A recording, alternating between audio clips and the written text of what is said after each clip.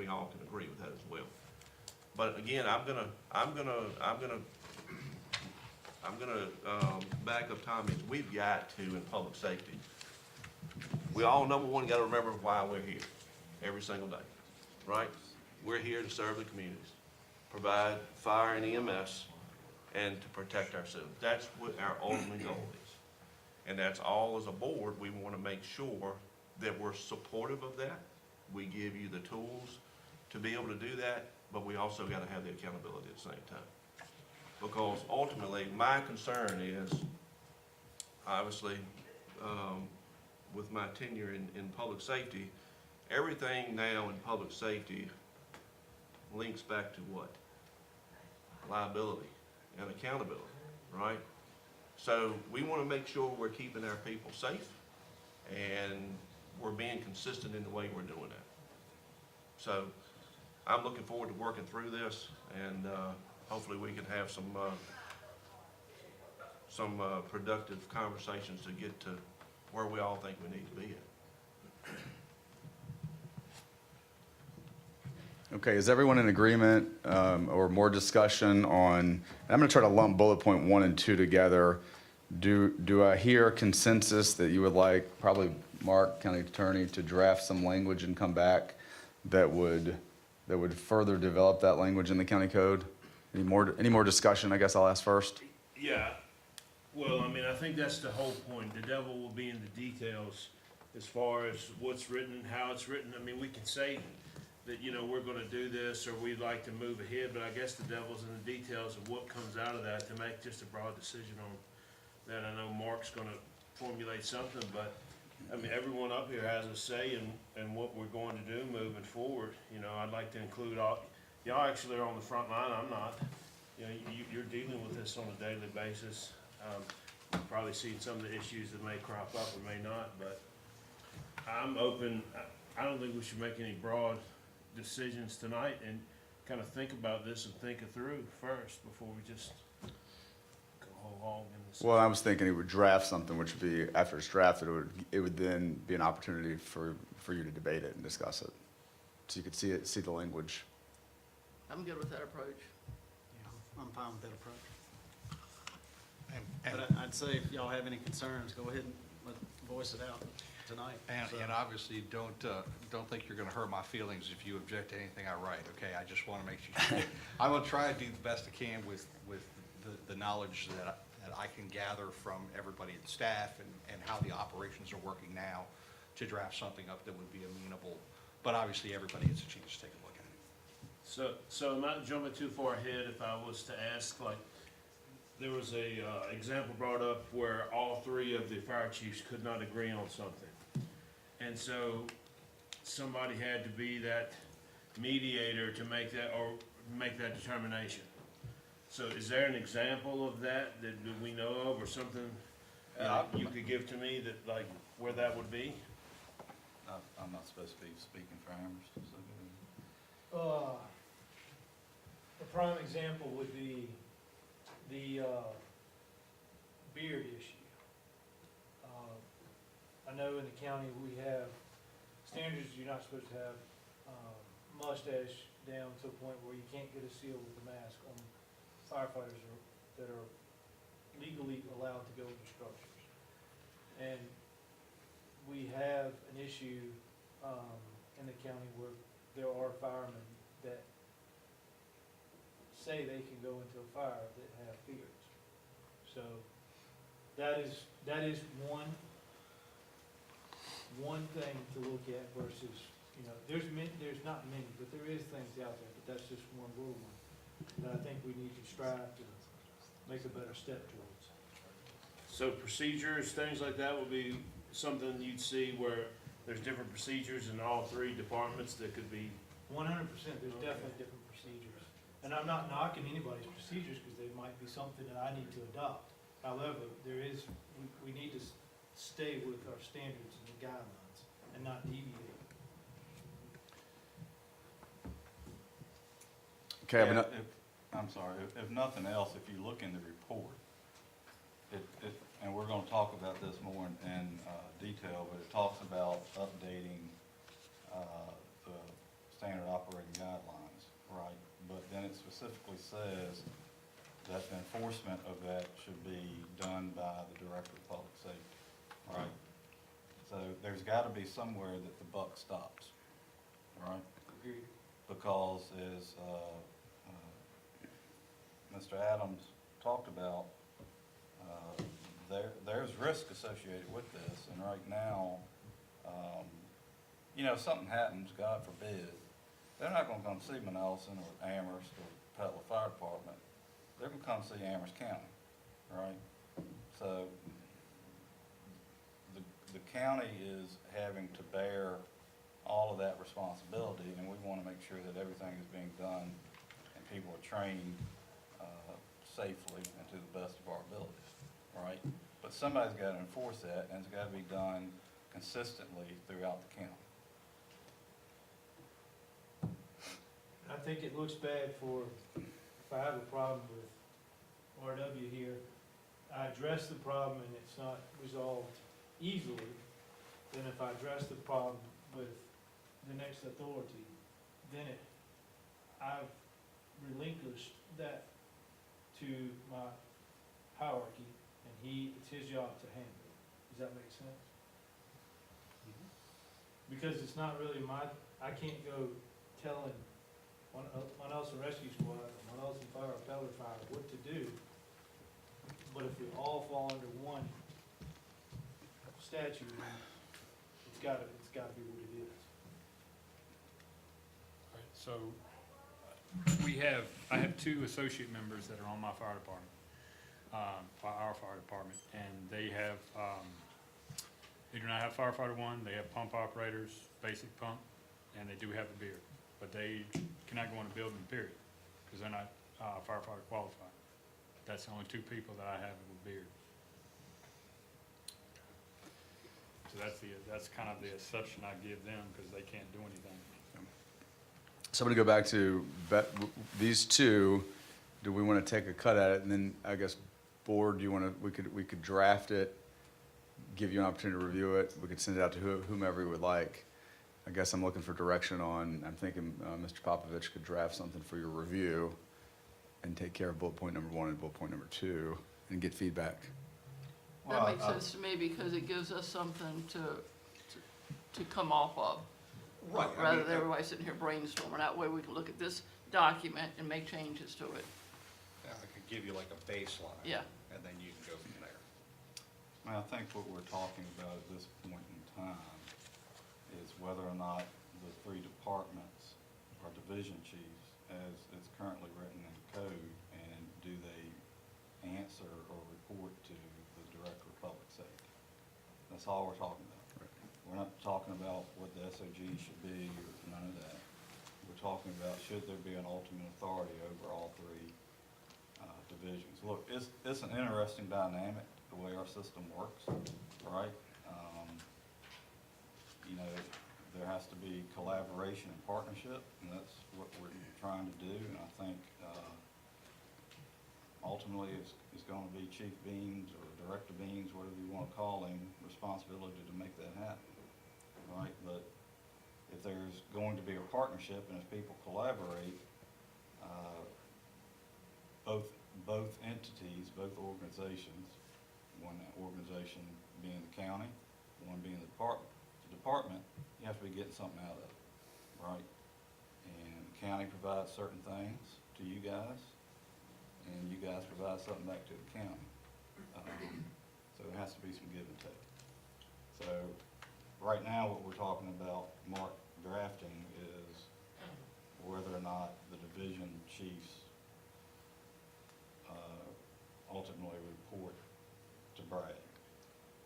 And I'll give you my own personal opinion. I mean, I don't think I'm interested in having Brad come to Manelson Fire or Amherst Fire or Pellet Fire and tell you what kind of hose you have to buy or how you got to pack it or what you do, this and that. But if it's county-wide, right, it affects us county-wide, then he needs to bring the departments together, and if they can't make a decision, somebody's got to make it, all right? That's what I'm talking All about. right, good.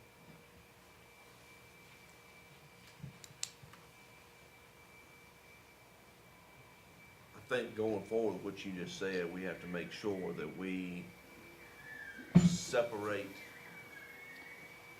person from position, Sure. right? Yeah. We have to make sure that the organizations are protected, we need to make sure that the county is protected going forward. Because obviously, none of us are gonna be here forever, obviously Brad's not gonna be here forever. So we need to make sure that we address it for the position.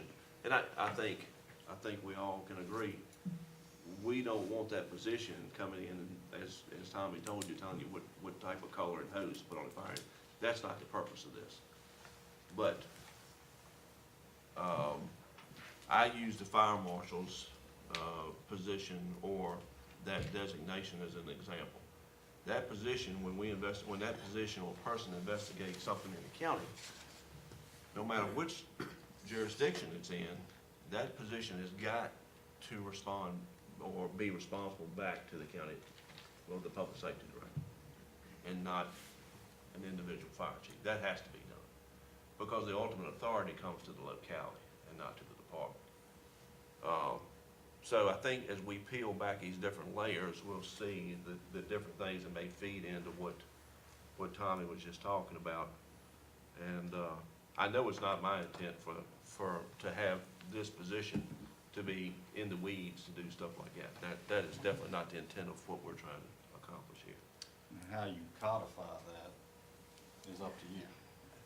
Gee, thanks. Just saying. I'll do the best I can. Just write it just like that. Okay, so a couple housekeeping. We did get a Facebook complaint. They can't hear us, so I'm not sure everyone's mics are on. Make sure there's a button on it. Make sure it's turned up, and then please speak into your mic.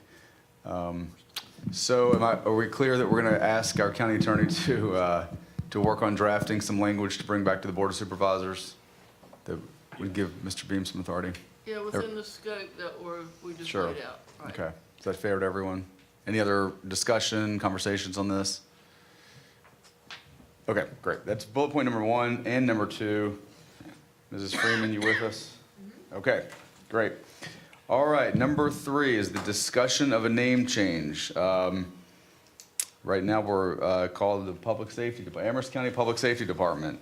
Are there thoughts to rename, and if so, what are your ideas?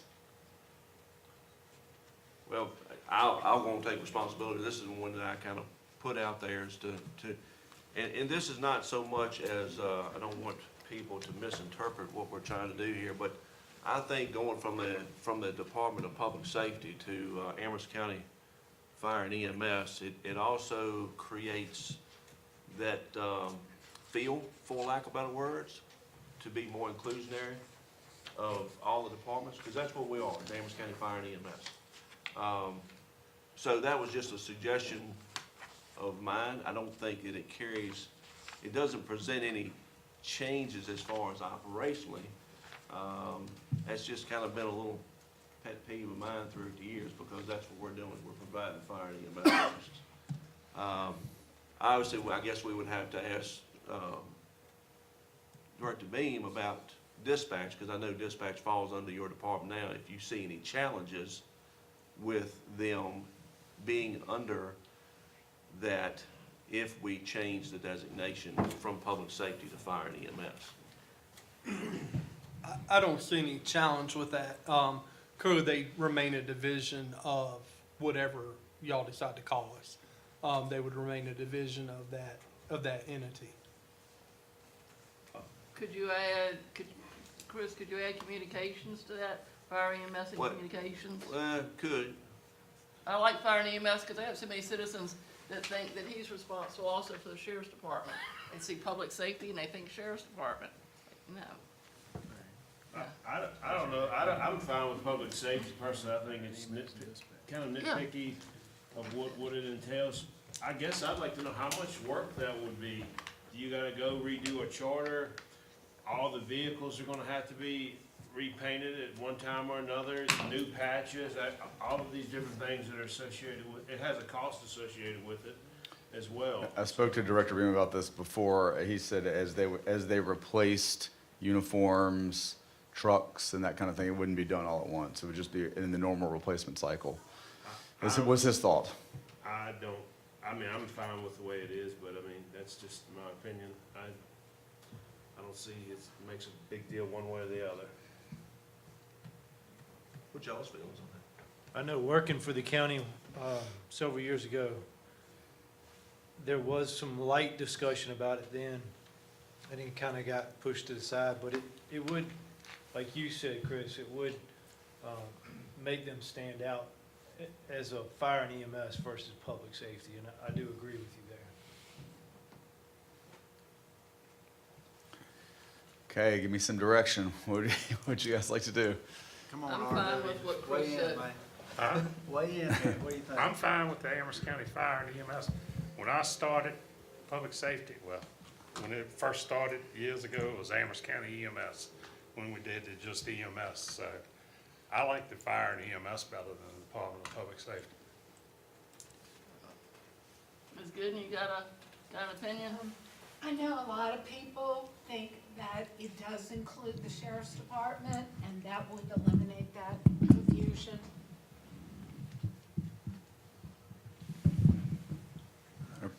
I'll give you my thought on it. Personally, we can call it whatever you want. I think the issue is if you put the word fire in it, okay?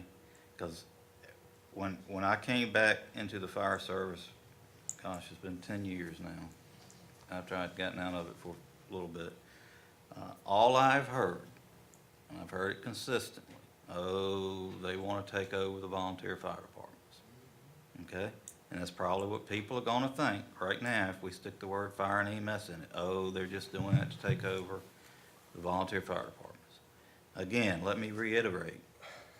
I don't think anybody on this board, and I'd like to see a nod of heads, Absolutely. I think our anybody on record this shows board that. has any inclination of wanting to take over the volunteer fire departments, right?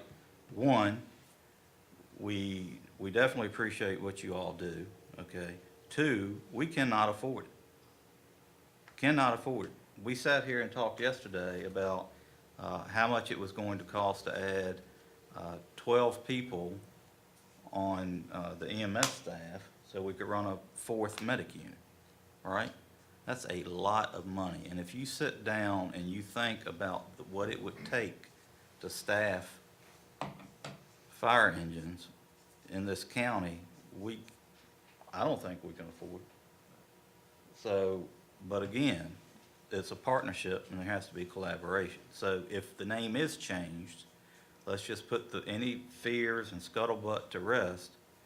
It's not being done because we want to move towards taking over the volunteer fire departments, because that is not what we want to do at all. Is that everybody's name gonna be Amherst County Fire and EMS, or is it just? No, it would just be the department of, You're still gonna maintain your, Well, I you can understand still that. be Mona Lisa. I understand. I just, Peddler will still be peddler. it doesn't change anything at that level. So, Okay, any other concern? I'm getting ready to tell Kristen to do an action item for Amherst County Fire and EMS, unless I hear otherwise. Everybody good? Any other discussion? Concern? Okay. How do you feel about it?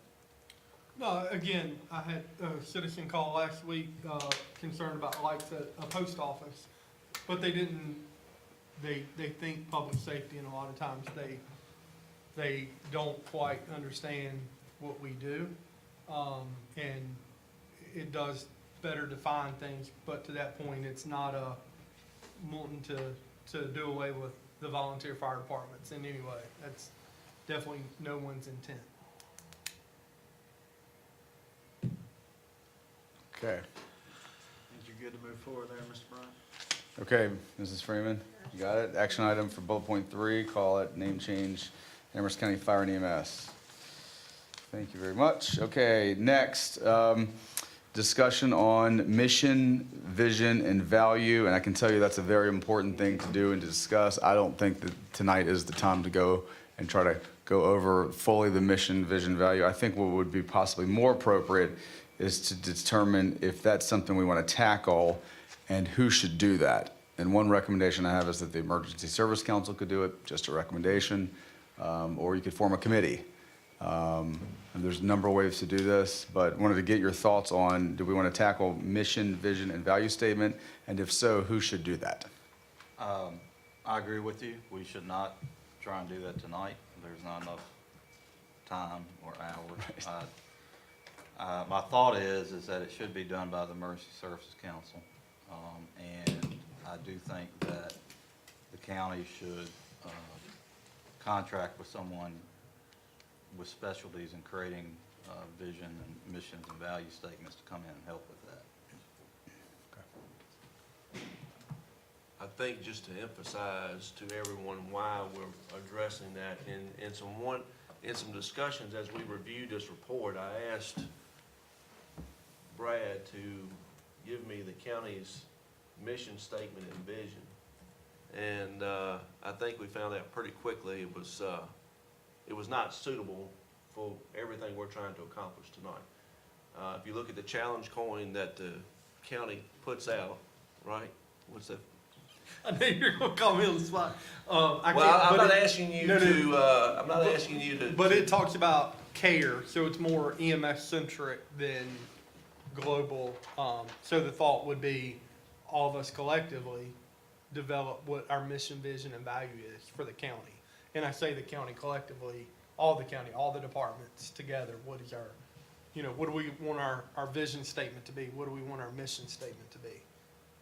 And what our values are when we go forth every single day. Because people may say, wow, why are we worried about something like that? Well, I was one of those back in the day that was like, what in the world are we wasting our time on this stuff for?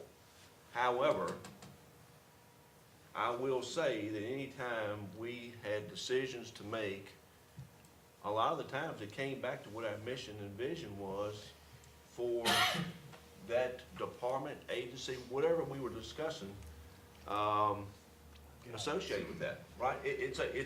You're right, it's a guide, right? It makes us think about why we're here. Because we all have become complacent at times, we've all become disgruntled at times, right? I don't think anybody in here can say that they haven't at some point in time, but make sure that we stay with some sort of collaborative effort, this is a good way to tie us back in. And I think it's important for us to reflect on that and spend some time to make sure that we present something and create it that ties us all together, right? Because it's not just about the EMS service that we're delivering every single day, even though our guys and gals do a fantastic job. But we've got to address fire and EMS, right? So, what's y'all's thoughts? I agree with what they said, the ESC, but you're gonna need, I would agree with Tom, you're gonna have to have an outside person that's gonna have some more outside. Some schooling skills. Yes, exactly. They're not easy, right? I remember sitting around the table, and I expect, Harry, you were part of it back in the Lynchburg days when we sit around and establish mission and vision statements, and I mean, that's not something that you whipped out in an afternoon. So it requires a lot of time and heartfelt input to be able to come out with a good product. So. Does the state agency have someone in that capacity? We could check with Virginia Department of Fire Programs. Virginia Office of EMS is kind of tied up doing some budget stuff. But we could lean on, we could reach out to Brad at Virginia Department of Fire Programs, see if they have anybody who specializes in that. I'm sure y'all find somebody good. Okay, so what I got for that bullet point is that we're going to send that to the Emergency Services Council, and we'll try to attempt to find a consultant or professional to help facilitate that. Any other thoughts, concerns, questions? Ms. Freeman, you got it? All right, we're moving right along. Okay, so we have 2 bullet points laid out for volunteer fire and volunteer rescue. And this is really just kind of an open discussion to go over any thoughts, changes, concerns that you would like to bring up. Remember, we're under the tab of organization. So let's start with volunteer fire. Any thoughts or changes or things that we should be doing or pursuing?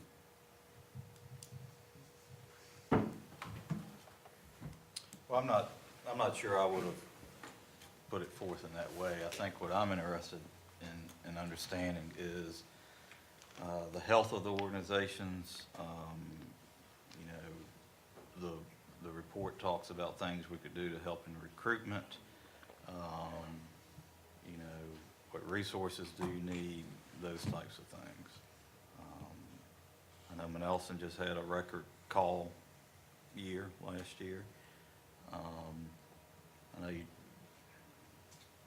do a lot with a little, but I'm just interested in knowing what the overall health of the organizations are, and how do you see yourself moving forward? All right, so last year we ran 726 calls for Manelson. That is a milestone for us. Our biggest thing is recruitment and retention. I mean, if we get 2 people in, and they may last, out of the 2 people, one may last 5 years. I won't have him after 5 years. Either it's school, or he has too much time going on in his life, and he goes to, with us, we had an associate program. We came up with an associate program, and that's one thing we're actually looking hard on. So our members, we've had some members go to associate, so it's 5 calls a quarter. They gotta run, the regular membership has to run 15 calls a quarter. Out of that 15 calls, he's gotta do 1 business meeting a quarter. Let's see, I'm trying to remember off the top of my head. I think that's it. And then he's gotta have 24 hours of training. But out of that group of people we may have the 15 people that are running the calls out of the 29 firefighters we have in the department. And it's the same 15 people. And when you get somebody, just like Tom knows, when you get somebody into the department, they're really no good to you until about 3 years. I mean, once they get trained to get firefighter 1, I can't send that guy straight in the building to go fight a fire. I can get him to learn how to direct traffic, do different things, put high drive down, but to get extrication and everything, it just takes a long time to get everything done. And the curriculum for firefighter 1, when some of the old guys that are in here, was 99 hours. Now it's what, 200 and some, Tom can tell you how many hours it is. It's a lot of hours. It's 6 months. And that's what, Monday and Tuesday, and then 4 hours on Monday and Tuesday, and then 8 hours on Saturday or Sunday. It's a lot for a volunteer, and you're just not getting the kids like we used to. So let me understand this, you're looking at an associate member that would require less? Well, we've got the associate Okay. program. Well, I think that's a good thing. I think one of the things that happens, and it has happened, and I may be wrong, but just in my little mind, it's like fire unions and things like that have pressed all these different training onto the volunteers to almost push them out to where it makes it so hard to attain the training to go out here and to do a fire, things like that, get rid of them, and eventually everybody will have to be paid staff. No, I don't know if that's true or not, but I think that sometimes. And we need to find a way to recruit younger kids, whether it be in high school through a training, a CTE training or what. But young kids, I mean, they're spry, they're can be trained easily, and maybe they can have a career going forward, you know, at a city or a locality. But you can keep them coming in over time. You can keep your numbers up. But there does need to be a way to allow people that want to serve, whether it's directing traffic, because a lot of your calls I see are going to a traffic accident, just somebody sitting there with the truck, making sure the traffic is directed around the intersection. It's a lot of that, as well as not just fighting fires. Yeah. So I think there's a place for people that may not want to do everything, but they can come to those calls. So if there's a way we can get into the schools and get some younger people there, that'd be great. But I mean, I'm in full support. We basically get free labor from our volunteers. You know, labor is the #1 cost as a locality that we have to pay, and all the benefits that come with it. So we wanna keep it that way. We appreciate the work you all do, but there are some issues facing recruitment. And, I know that many, years ago, Ernie Cash, bless his heart, but he brought an incentive program to us, and we did enact that, you know, on a yearly basis that are paid out. I know, we just budget for that every single year. I don't know if that's helped or not, but it is something that is, that we put forward. And maybe we could look at, another alternative, so. So we have, to talk about the incentive program, so we have 29 members. The 29 members have to run 15% of the calls. We actually had one of our guys, Nick Moore, who's associate member, he ran 397 calls last year. So he was the highest run caller, but he's an associate member. And he only has to run 5 calls a year. So you got your pros and cons, you got your guys that wanna come out and do the work. That's a difficult balancing act for you guys as chiefs and captains to manage, right? I mean, I've been involved in the public safety area since I was 16 years old, right? Recruitment and retention obviously is bigger challenges now than it's ever been. And I think we all, without going into that, I think we all can look and see what has contributed to recruitment and retention challenges in public safety on the volunteer side, right? None of us can argue that point. I don't see it getting any better, unfortunately. I know throughout the years, we've even put committees, recruitment and retention committees, and set monies aside for recruitment and retention. And for those that have been around for a while, that went nowhere fast, right? And it's not just here in Amherst County, it's everywhere. It's just, that's a very difficult program to manage and to be successful at, right? The associate programs, I understand, because I think at some point in time, all of us in the volunteer departments have tried to create some sort of alternative route to retain and potentially recruit. However, you're gonna be under the gun if you have a mass exodus and want to go to associate membership, and they're not required to maintain the same training levels, but you still got the same level of service that you have to provide, right? That's difficult. Personally, I don't think we're going to resolve this tonight by any means. But this is gonna be, I think this is gonna be one of those issues. I mean, obviously, we needed to start that discussion, and we can continue with the discussion. But I think we're gonna have to put some working groups together that we're gonna have to set some measurable standards to be able to get to some sort of finish line to what we may be able to do to enhance this for the departments. Because really and truly, let's talk about the elephant in the room. No, if I look around this room, and I know just about everybody here that's volunteers, let's be real, none of us are getting any younger, right? My days of entering a burning structure is gone. I have no desire, okay? That's my concern for this county going forward, is how we're gonna do that. We've got a lot of dedicated and loyal people here, but to your point, we're not seeing those come in to continue that legacy. That's what's truly concerning to me, long term, right? I'm sorry. I've got a question. I know that all of this is regulated at the state level. The agency decides how much training you have to have before you can go and be a full-fledged firefighter.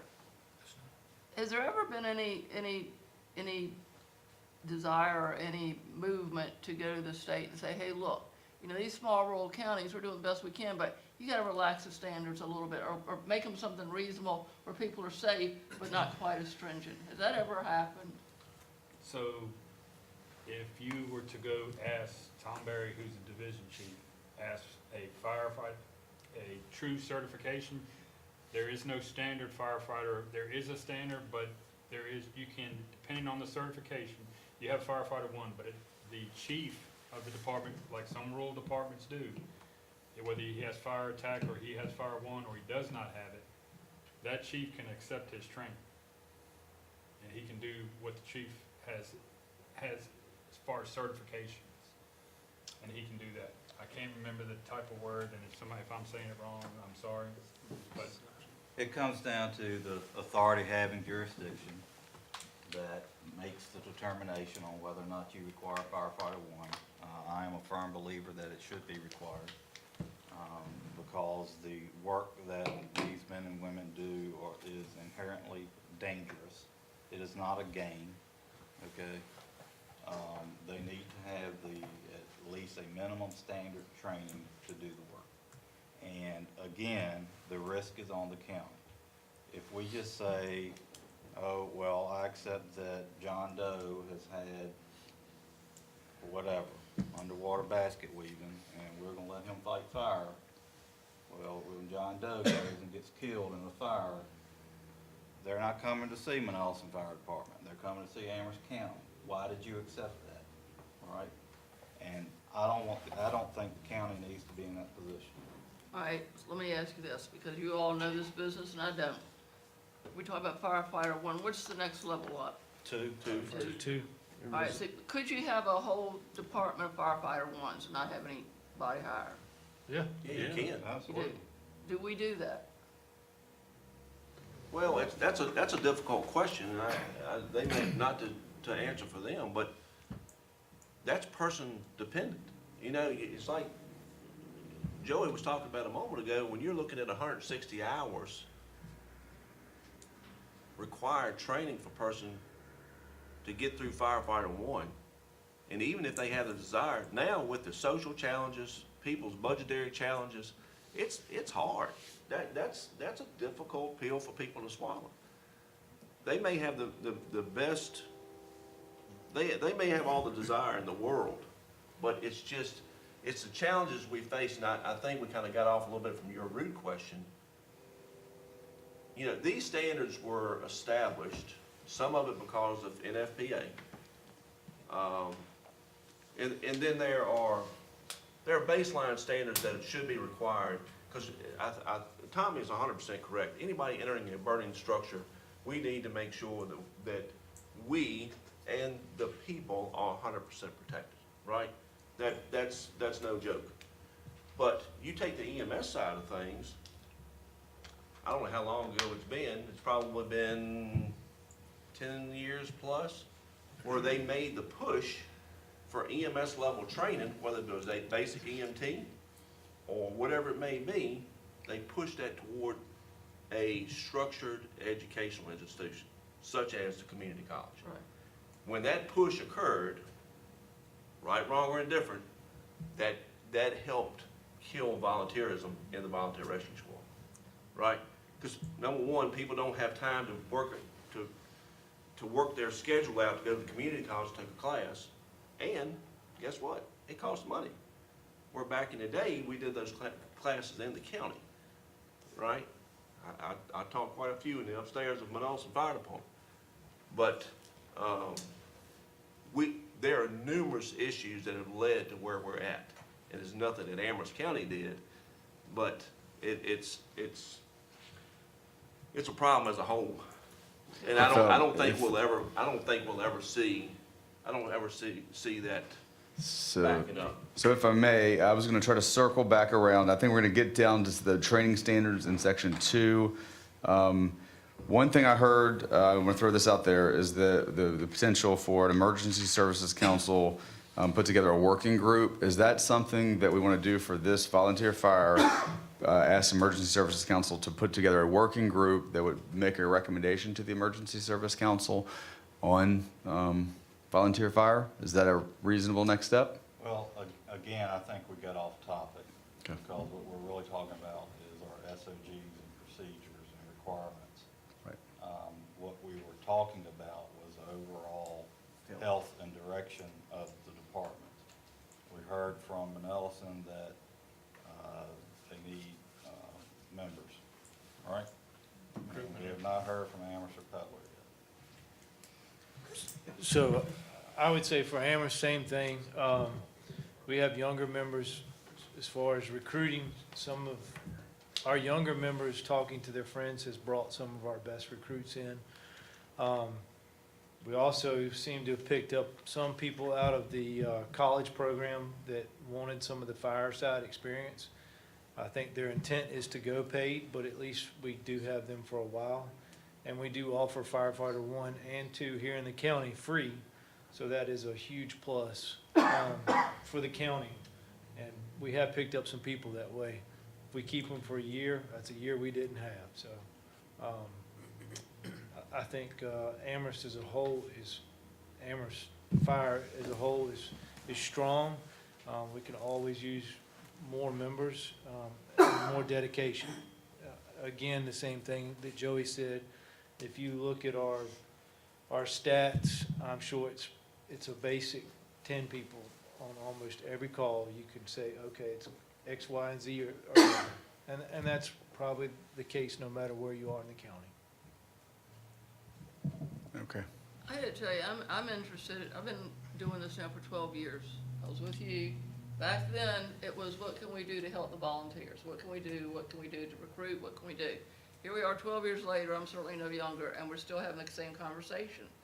And maybe there's no answer, but I find that hard to believe. Y'all are small, you're creative and smart, you're creative, and you know this business. I would like to see a group put together that really just focuses on that. With Emergency Services Council, or I guess that's the best place for it to come from. But That'd be a great place to start. Then from there, we y'all can know that. What do pick- you think's the right place? That would be a good place to start from, and then we could pick the people out of our department that would best suit that. Because it might not Anybody be. not like that idea? Anybody might- think it's a waste of time? Speak now. I think we need a recruitment committee, because that's the biggest thing we need in the departments, is recruitment. And that's the thing about the study, there's really nothing in here for the volunteers, for recruitment. Well, it could be something as simple as the county actually trying to get the word out more than just a sign maybe at the fire station saying, recruits needed. You know, that's something the county could help promote, whether it's on websites or what have you, Facebook page. It's just a suggestion. And maybe part of that discussion on recruitment, I know that we've heard from 2 members regarding the procedures and training and so forth, but maybe it is looking at some of the training and our requirements. Because even with adequate training, if something does go awry, in this country, you could pretty much sue at any time. So it's always a issue whether or not they might have a better chance of winning if they're not properly trained, but very well could happen either way. Mr. Napier, did you want to talk about the health of the Peddler Fire? I'd rather not, but, I mean, we have the smallest group of firefighters. And we also have an age group. We don't have any young people. I'm looking for that magic bottle too of how do you get a volunteer? I hear name changes and all that's great. Without volunteers to run these agencies, I don't really care what you call it. Empty is what you're gonna call it. That's where we should focus, is how do we get more people involved in the school system? Why aren't we attacking the school system? There's all kinds of young people right there that would take a class for a firefighter.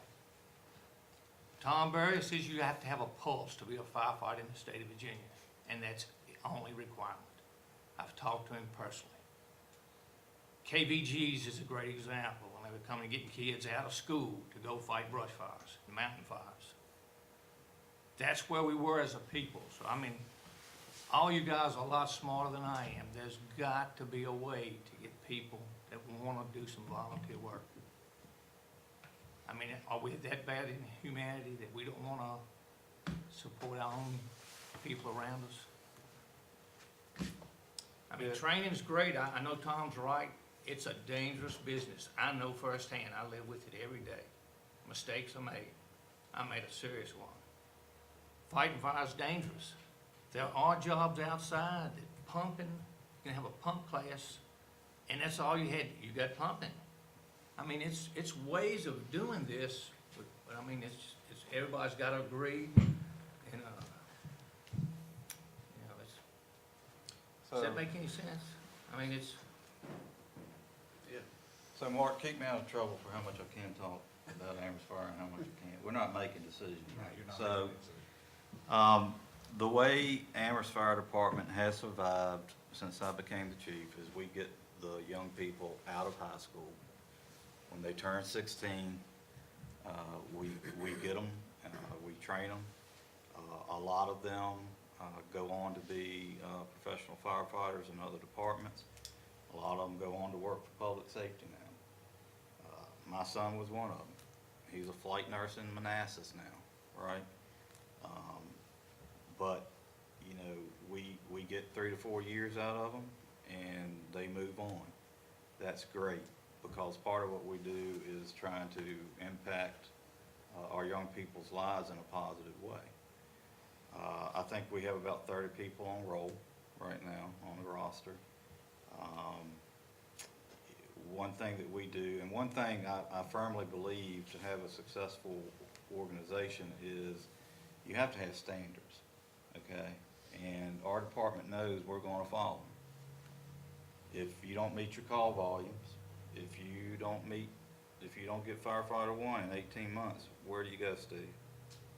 You're out the door, right? Because you have to create an organization that people want to be in. It's not just something that they can be in. They have to work towards it, right? You know, if you're not willing to put the effort into it, then why are you doing it? But we've been very successful in getting young people out of the high school. A lot of it's been word of mouth from other young people. A lot of it is we go down to the football games and blow the, although we didn't get to blow the siren a lot this year. But we go down there, right, and talk to kids. We've done things where we've gone down there on career days and set up the ladder truck, took a forcible entry thing, but all that takes work and time.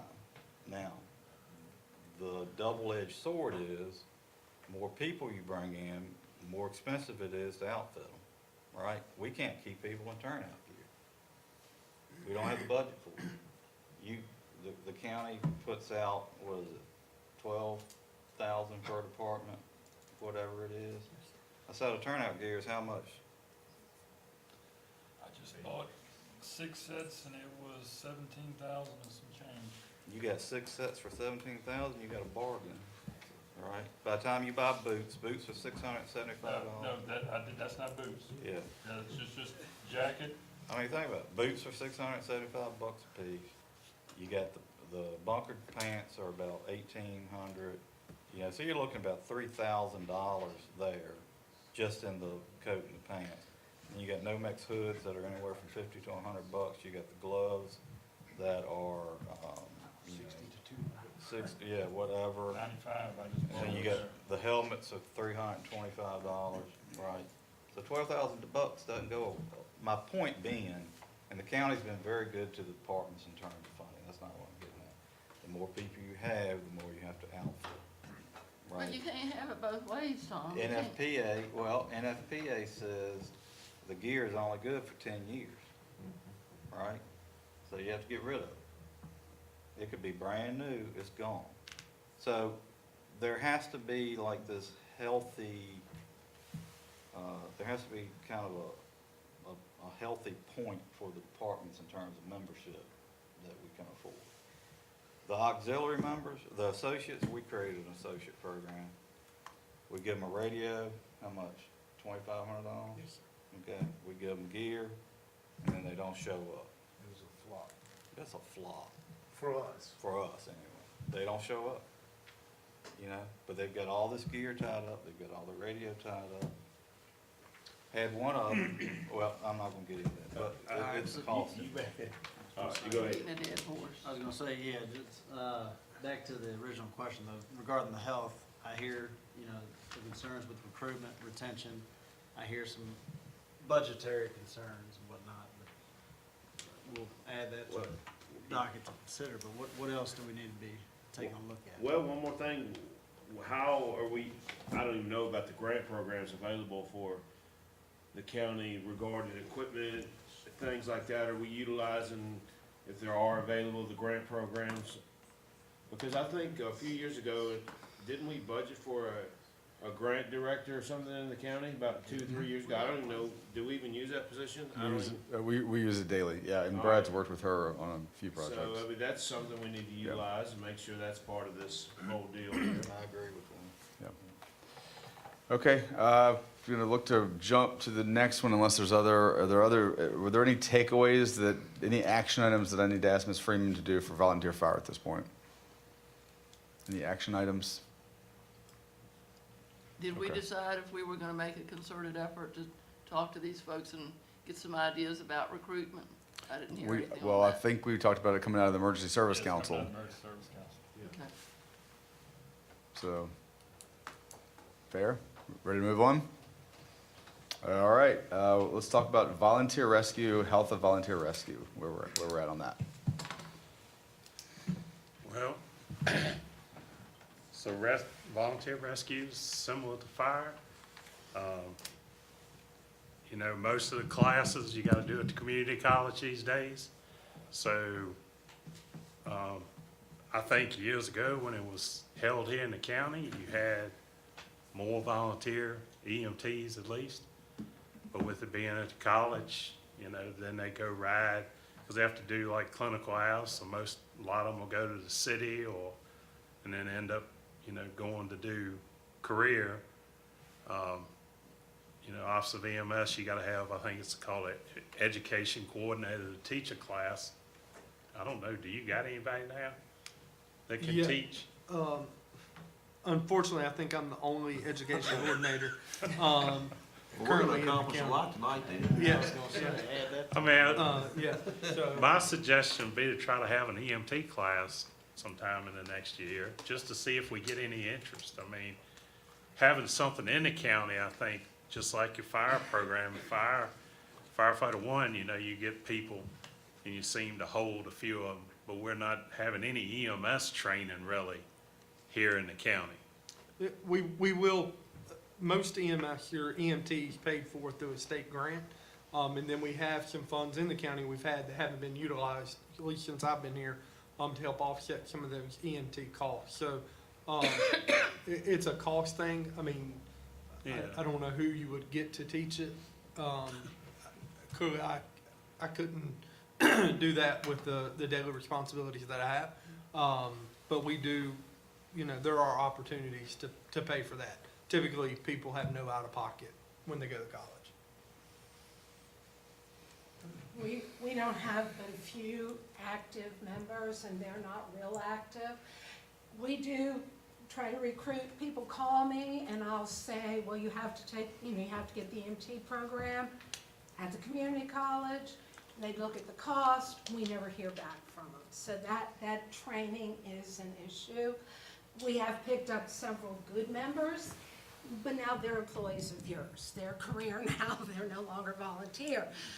We have a college student, but she graduates in May. So she's been very temporary. We have another brand-new member who just finished the EMT program at the community college, but his goal is to go career. So when we do get people that are truly interested, we lose them to either the county career staff or Lynchburg or, you know, other locations. So we do have problems with recruiting and then keeping those, because you're not gonna do it as a career or volunteer both. And so that has been a big issue for the last, I'd say the last 10 years. We did have a program at the high school, but the problem there is not only do you have to be an EC, but you also have to be a licensed teacher. And there are very few of us out there. Forest has lost their program at their school, so has the city. The kids can go to the community college, but that means they have to sign up for that program. Their class is Monday, Wednesday from 8 to 11, and then they come back for the remainder of the day. There are a number of students that might like to be in the class, but that schedule doesn't suit them.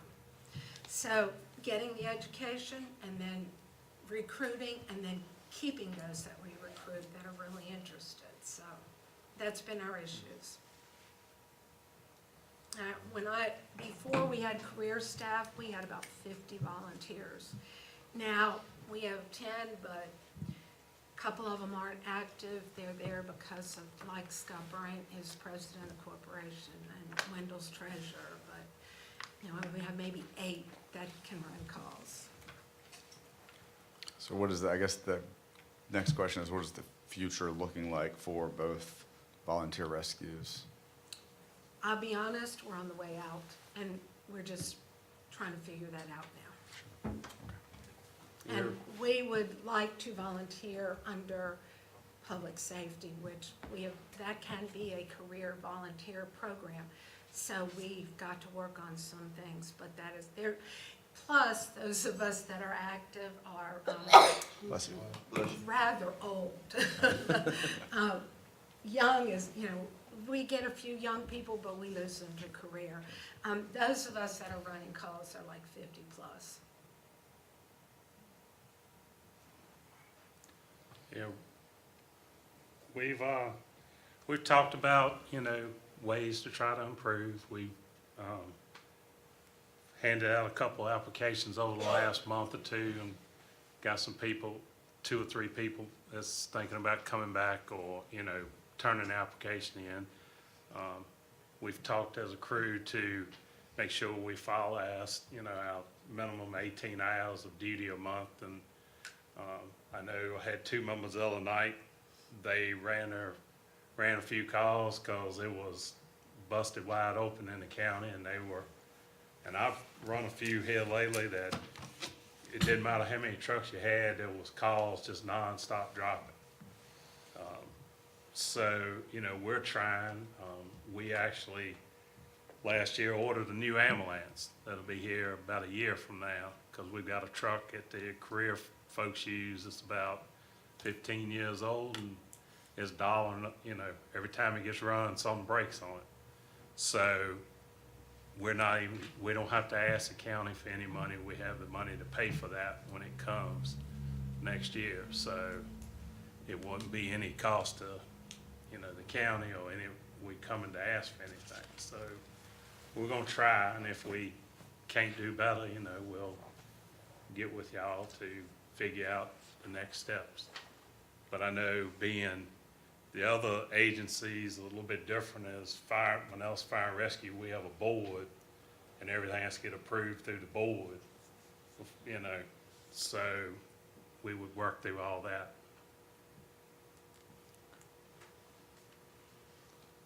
All right, any other thoughts, discussion, questions, concerns on volunteer rescue? My only thought would be, as long as you have someone willing to serve, whether it be through the county or as a volunteer or what, there should be a place for them, whether the volunteer organization exists or not. And maybe that's already a deal, but if you've got the perfect track record, the training and all that, and you want to do it, or you've got someone young willing to serve and ride along and do these things, I think there should be a place for them to do that. It's a great point, and we've talked about that. The study recommended that. We've talked to the county attorney, and we don't see an issue establishing that going forward, allowing folks on the EMS side to volunteer with the county as a EMS volunteer through the county. Our staff's already talked about ways that we can plug them in, and they could actually take a spot, if there's an opening on the truck and you need additional EMT or whatever the certification level, they can plug potentially right into that. So what would it take to implement that?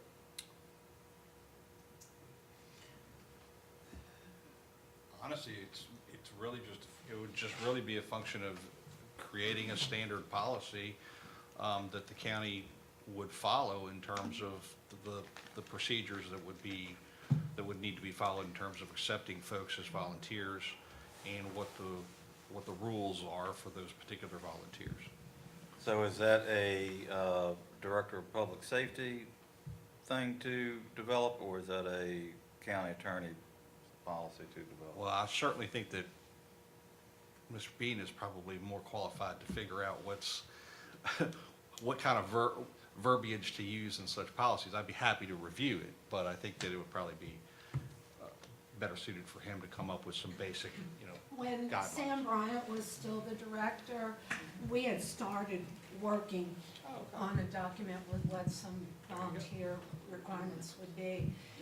And as far as going through the Office of EMS, when you get your license, you can be career, you can be volunteer, you can be both. So working with Doug to just change it from career to both would not be hard. With the board's blessing, it's something we can do literally within a couple weeks' time. I gotta tell you, I thought we were already doing this. And I've talked to two beside me, and they thought we were already doing it too. Because we had this whole thing about the labor law, and we decided we were. No, that's two different That's things. two, yeah. Okay, my apologies. We already did that. Two different things. So, because, you know, I just don't think it's a problem recruiting people for volunteers, but it's a problem recruiting people in localities to fill these positions. At least I've seen it. It used to be rather hard to get on to fire departments and EMT, what have you, but I think it's been, a lot of people have gone away from that profession, and there's been a lot of trouble filling positions in Lynchburg and other places, and they're getting paid, but maybe that will change. There's gotta be a place for young people looking to get that experience, and when they do want to come and, try to get a job in a locality, whether it's us or somewhere else, they already have that experience, a ride along time, or actually in the field doing that. Yeah, I think it would be worth developing that policy, you know, or is the county willing to pay for them to go to training? You know, if nothing else, I think it's creating a conduit into your organization for possible new hires.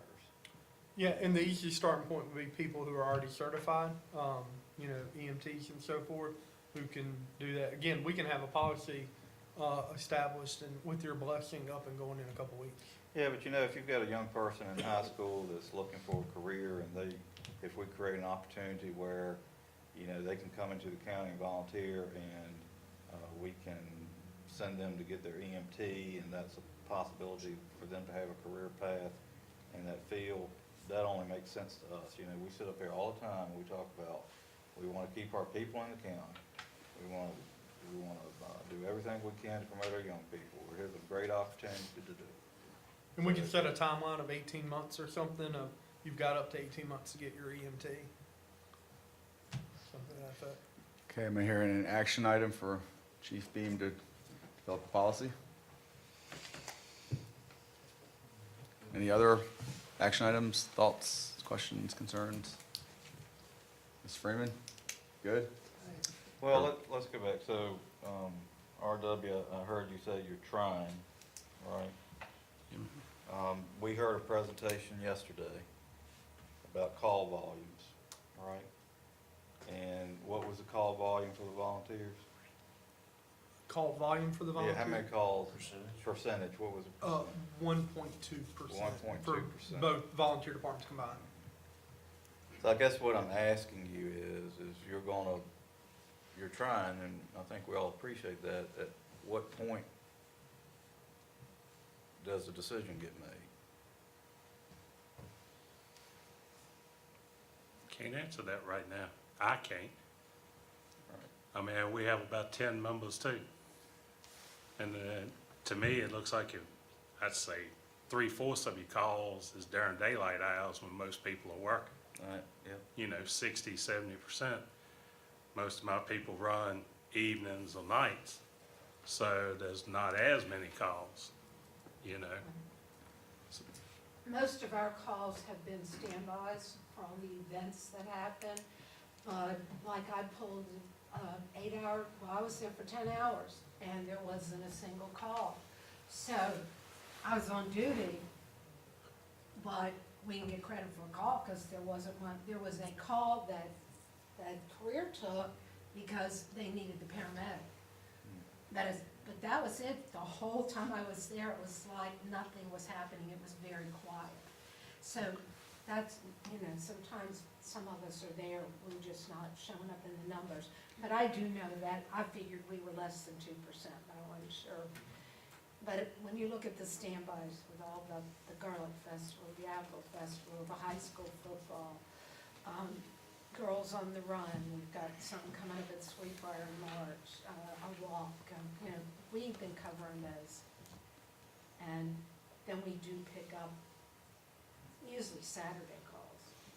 So that's an interesting, thing I hadn't thought about. So it's not like the old days when a call comes out, you run down there and hop in your ambulance and go. You're actually pulling a duty, and if you get calls Right. in that time, you go on them. If you don't, you've just sat down there and pulled a duty. Okay. Check the truck out, wash, clean your station. Clean the building. I do some of the captain's paperwork, but, yeah. And sometimes when I'm at home, I can't go, is when I start hearing the tones. But with the career staff being at the building, if you're volunteer, unless you go sit at the building, you don't get the opportunity to go on a call, unless it gets really slammed and you show up to help. So that's made a difference as well. Is that a metric we should be measuring? What's that? I think so. What's that? I didn't think about what Ms. Gooden just said. She's there, we're ready, willing, and able, but we don't measure that. Is that a metric we should be measuring? The Yeah, I mean- volunteers are at the station, ready to go, but they just happen to get no calls. Yeah, I think they could mark up as being available. I have to defer to our dispatch supervisor back there, but we could look to determine a way to measure that and mark that as them being in service. We do Waiting have for a a call. sign-in book with the hours that you're there, if you run a call or not.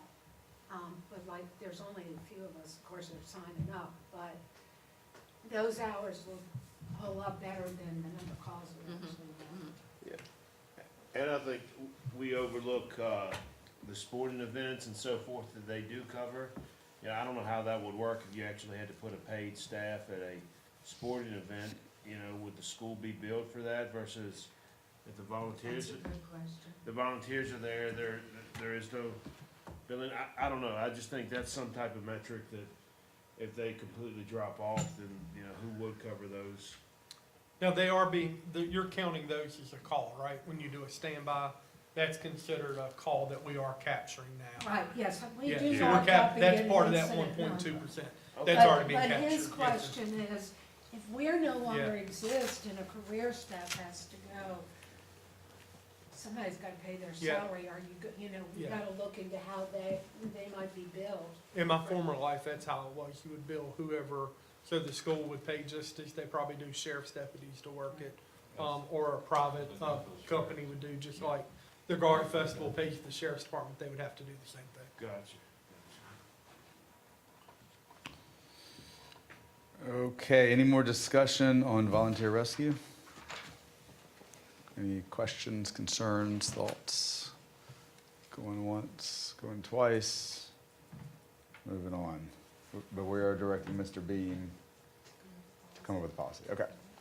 All right, great. So we're moving to Roman numeral number 2, training and operations.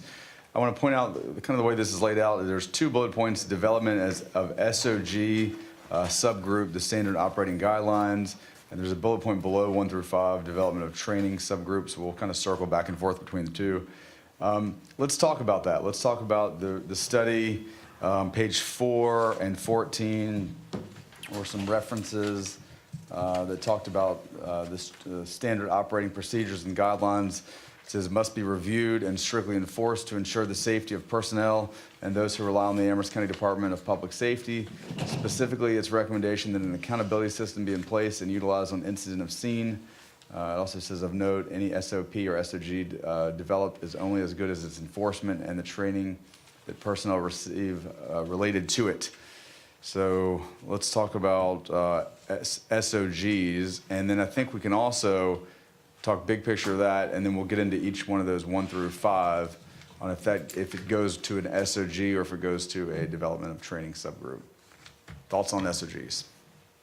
I thought we had a SOG group that was supposed to meet and start going over the SOGs for the county to get everything in line with everything.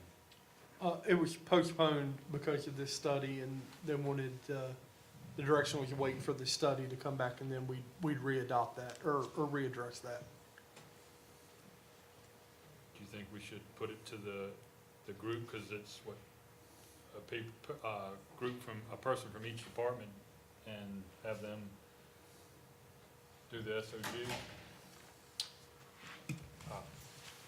Go ahead. No, go ahead. I mean, I think it's definitely time that the SOGs are reviewed, updated, but more importantly, I think it's time that they are followed and enforced across the board. So, Yes, I guess that's my question. You can update the procedures, the guidelines, all you want, but what are we doing to hold people accountable to meeting them? So I know we've heard this over and over the last 2 years since I've been here, that, you know, there's no accountability. So what steps do we need to take to correct that? So I think that falls back into the very first thing we said. It falls back to Brad enforcing at that point. I don't know how you go about enforcing. Do you cut money? Do you give warnings? I don't know, but that goes back to the very first thing we brought up when we walked in here.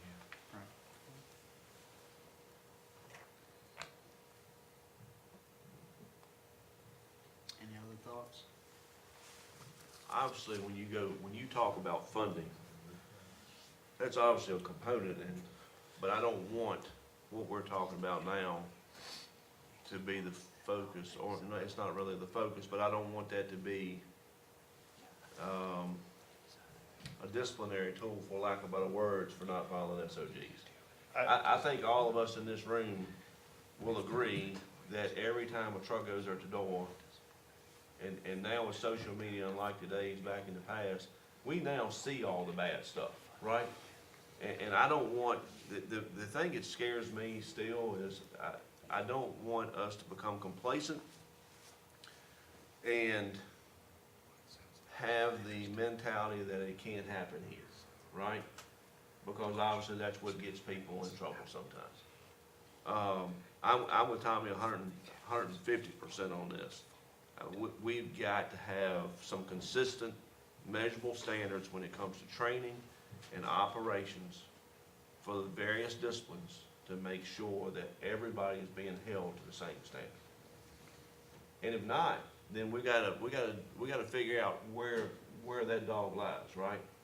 And I mean, from what I'm hearing from going back to what you said from bullet one, it needs to come back to him, right? To work with the individual department's leadership to figure out why this happened the way it did, right? When I said money, I'm just, I know don't. what you're getting at, Drummer. Yeah, I get it. But let's talk about money. I mean, you think about the funds that is expended each year just in insurance, right? Correct. And workers' comp. And furthermore, putting money aside, the main thing I don't want to do is to get a phone call from the county administrator or from Director Beam at 2 o'clock in the morning that we've had a serious injury or, God forbid, something catastrophic for one of our people, right? Because I think that would crush everybody in this room and this community as a whole. Oh, 100%. So this is not a territorial thing. This is to make sure that we're doing what we're supposed to do, right? So that We're we don't end up volunteers, on- but we're still professionals, right? So it sounds like we started putting a group together. Do we want to finish working that out? Each department nominating someone to work on these SOGs? Is that, I think it's gotta happen, period. yeah. Is there a standard of what you want that person needs to be? Who can it be from each department? Does it matter? I think it has to be appointed by either the chief himself, whether it's Joey, or appointed by the chief. Well, wouldn't it be a good, you have the Emergency Services Council. Some of these things can at least be broached at that, that's why we have it. And you'll have something to focus on, an actual agenda, and you can go through that as one of the items that you're gonna do, you know, over. That would be my suggestion. I mean, what's the point otherwise? Why don't you start there and then kind of figure that out amongst yourselves as to where we go? I mean, Well, and you're right, David. You're 100% correct. And I think that's why we put bullet point 5 when we amended the agenda to talk about the Emergency Services Council. we need to make sure that as a county, we're defining the purpose of the Emergency Services Council. Because from my perspective over the years, the purpose has changed, right? That's just my opinion. However, that Emergency Services Council was developed back in the day, many years ago, right, Harry? To do this type of thing, right? So so I'm not trying to jump ahead to bullet point 5, but I think all this is gonna tie into that when we discuss that, but you're 100% correct. But we need to establish some parameters on who is gonna be responsible for this working group just to evaluate the existing SOGs and potentially implement new ones, right? That we haven't covered. Because there may be some disciplines that we're undertaking in the county now that may not even be in the current SOGs. I don't know. I'm not familiar with the SOGs. I think if I'm corrected, I think we're updating the current SOGs that the county already has. That was some of the original thought, but as we dig into that, I think we'd be better, my opinion, we'd be better suited to start over, not start over wholly, but write them in independent format. So if you need to pull out what SOG says that whatever, you can do that, and it's not a run-on, one document, would be my recommendation. So they're independent SOGs. There may be 10 or 15 or 20 or whatever that may be, but versus just one Word document that we have now. My opinion is they should come out of the Emergency Services Council. The work should start on it very quickly, right? And there should be a time frame that they're expected to come back to this board. Yes. Because my opinion is that this board should strongly consider and there should be an expectation that they are followed across the board. And we can discuss that if you want to, but again, the county bears the responsibility for insurance and everything else, so the risk is on us. So we need to make sure that people are meeting these standards. And we put a lot of money out, right, into the fire service. $1 million truck here, $1 million truck there, operating funds. The county applies for the ATL funds. So along with that, I think the expectation is that there are standards that are going to be followed across the board. All right, I don't think that's too much to ask. So I think, at least my opinion is that a very big action item should be to start work on those SOGs. They should be adopted by the Board of Supervisors and followed. So would this be a request of the Emergency Service Council to develop a subgroup? Yes. So it sounds like action item is Emergency Service Council has a subgroup of people that put this together to develop standards. At what time frame does the board want it back?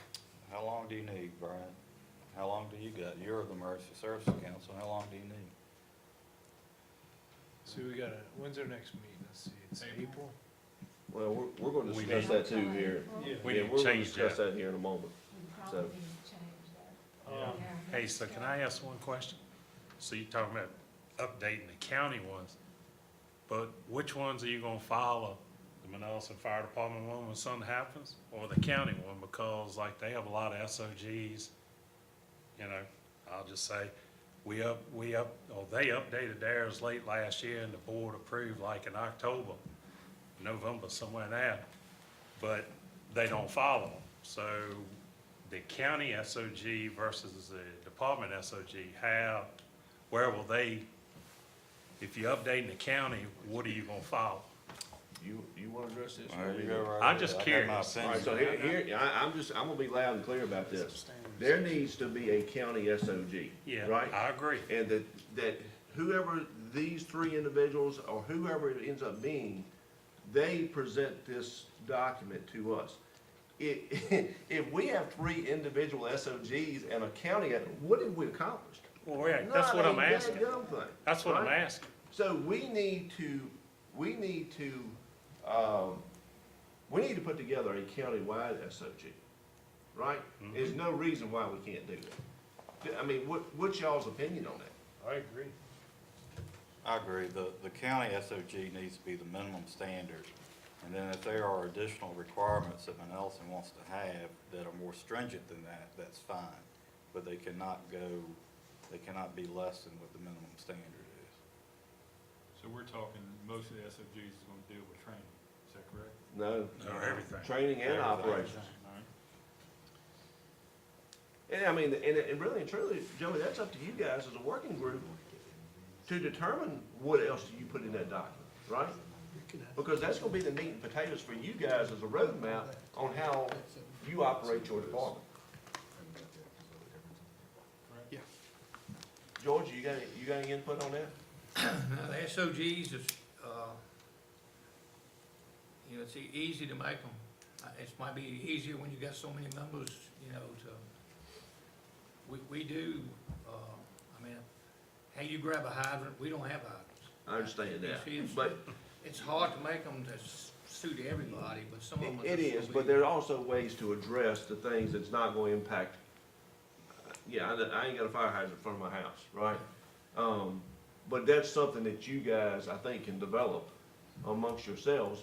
And it may, I don't know how you do it, but if it's based on geographic location, there's all kind of creative ways of doing that. Yeah, well, Right. if you get away from what you're saying, he's saying one set of SOGs. We already have department SOGs, so are we gonna completely do away with that and just follow county guidelines?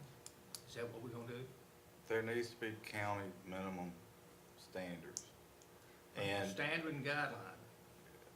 I think there needs to be standards across the county, from minimum standards, you know, and then the guidelines come into how do you catch a hydrant? And you say there's no hydrants in your area, and you're absolutely correct. Yet, there are a lot of times where every structure fire is toned to all agencies, right? So there's gonna be opportunity, there'll be chances that you guys might be catching the hydrant. So I use that for an example, is where I'm going, is you do the things different. You probably won't train on drop tanks like we do. you're right. You know, we carry them on every truck for reasons. We don't have tank, we don't have the hydrants. So, I mean, I'm not trying to play word games. I mean, I just wanna know if we set one standard. The main thing that concerns me is the grandfathered in. Are we grandfathering in as far as the members that are older? You may not have all the training, but they were grandfathered in to this point. Is any of that, are we going back to that point where 18 months they gotta go? Is that what we're gonna do? But again, without us getting in the weeds too much up here tonight, that's why we wanna put this work group in place to see what we can do to develop something that's consistent across the board. My main thing is consistency and accountability, right? You guys need the tools at your disposal to be able to hold people accountable. And we're talking about SOGs, we can tomato. You may get into this and you may have to develop some SOPs as well, right? To have more meat in the potatoes, where SOGs allows you some deviation, correct? All right, so, yeah, because we got rules and regs, we don't have SOGs. Right.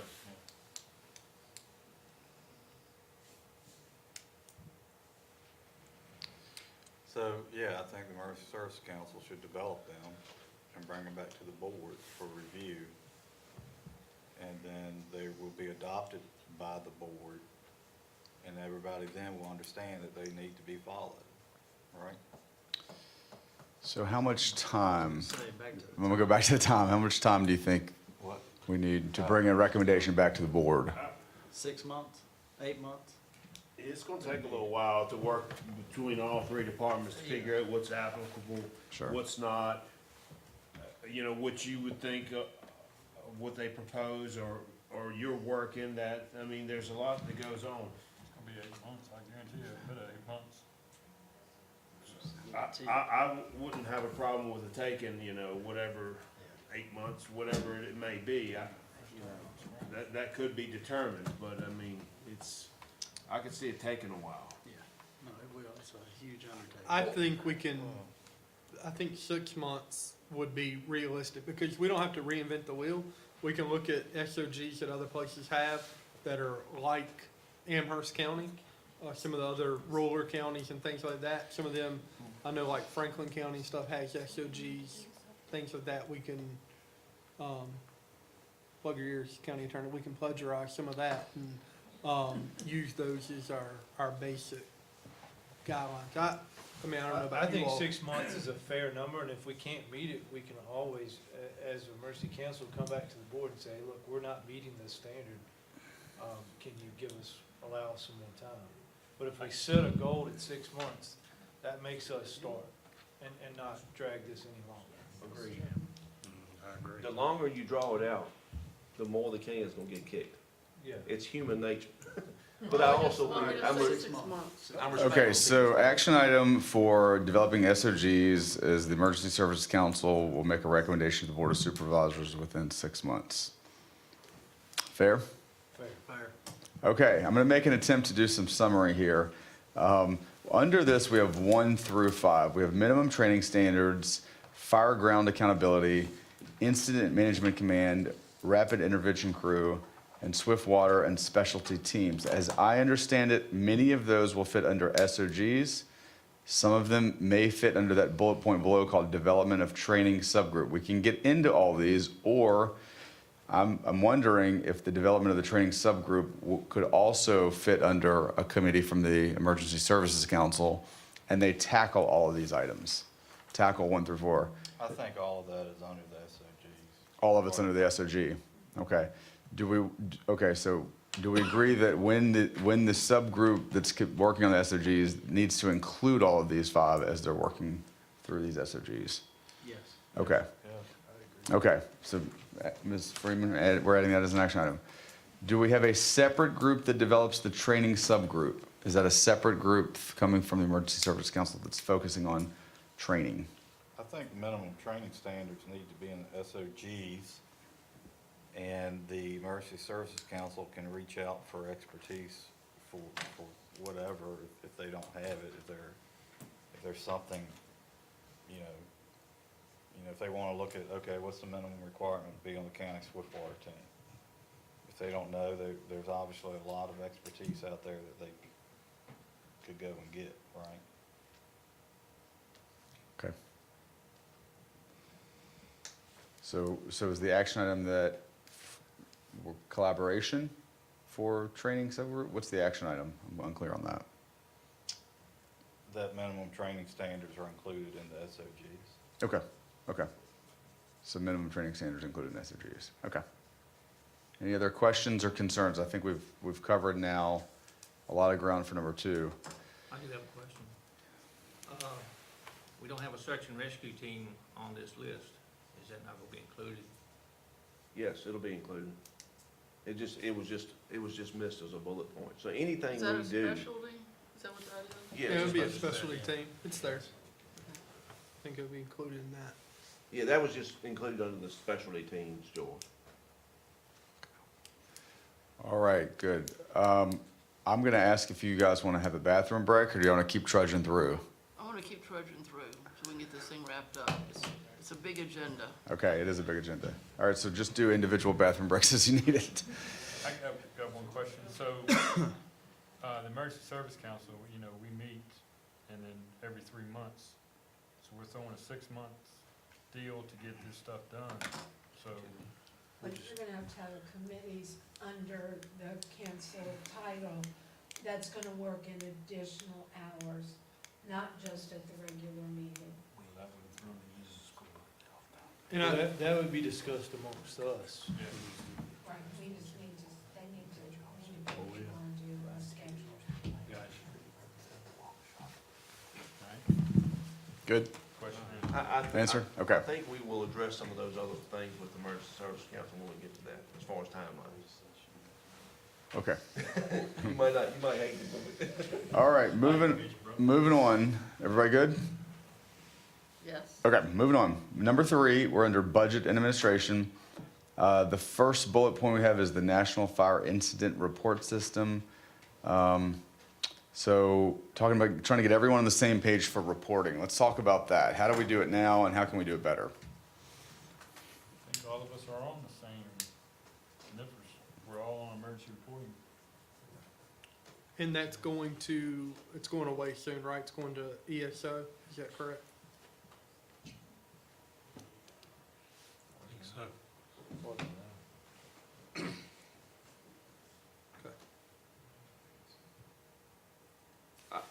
Yeah. I don't know, I mean. Yeah, I mean, our instance going to emergency, it's going to ESO. I think the question would be, is there a way that we can collaborate to where we're able to get everybody's data to be able to use, like for grants and things like that, to have all access? Should we look at doing an umbrella account where everybody has their own account, but we're able to pull that data out of it so we have access for it for things like grants and stuff like that? I think would be the question. And we have money, set aside in the budget that we could potentially help with that or maybe even cover that cost.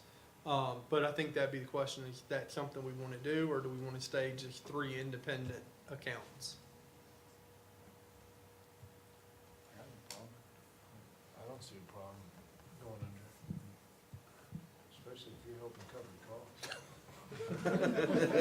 cost. I think from a budgetary standpoint for him, going back to the whole grant process, if we can pull the data as a county, that's gonna help him instead of having to round you guys up and gather data. And correct me if I'm wrong, Brad, they'll still be able to maintain their independence. Oh, yeah, you would. Within the. Yeah, you would still have your own account, just like we do on the EMS side now. Manelican Rescue and Amherst Rescue, we're all under one umbrella account, so they have their independent account. But if we need to run data, we can get in there and run data across the board as a whole county for EMS now versus just independently looking at them one at a time. I mean, if the goal here is uniformity, why would we just have one and have them, let them, and they all have access? Because they all have their own NEFRS numbers, so they would need to remain independent from that standpoint. So they would need to, and it allows them to track how many calls they had for the year, all those things that they want to run. It would just give us access to pull all those numbers in one big group. It makes sense, but I'd want to get their feel for it, Yeah. so if they're comfortable with it. Everybody comfortable with that? Is it gonna be like the same, everybody has the same account, or we have an independent account? You'd have an independent account. Okay. You'd still have your Manelican account. Okay. We would just be able to pull data as a county, as a whole, and pull in data from all 3 departments. So we'd be able to say, there was this many structure fires as a county last year, there was this much property damage, or residential property saved last year as a county, all those things, we could look at it as holistic instead of independently. And we would help with the cost of that. Okay, everybody's shaking their heads. We're good with combining, working together, collaborating. Okay. Okay, Kristen, got that? Good, okay. Next item, annual audits. The study mentions and recommends annual audits. And submitting those annual audits to the county. Please tell me your thoughts on that, and are you doing that, and how's that working? We used to do an audit. It went from 2,000, 2,500, the price kept going up. The board at that time, and I don't remember how many years ago it was, agreed that we have an accountant do our books. We have an accountant writes our checks. Because we would get the accountant to submit a report, they didn't think we needed to do an audit. And that's probably been, I don't I know, remember that. it's been a while.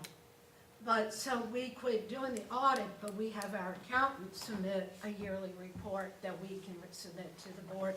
Due to the fact that it was costing us, you know, at first it was 2,000, then it went up to 25, and who knows what it would cost now to have an audit done.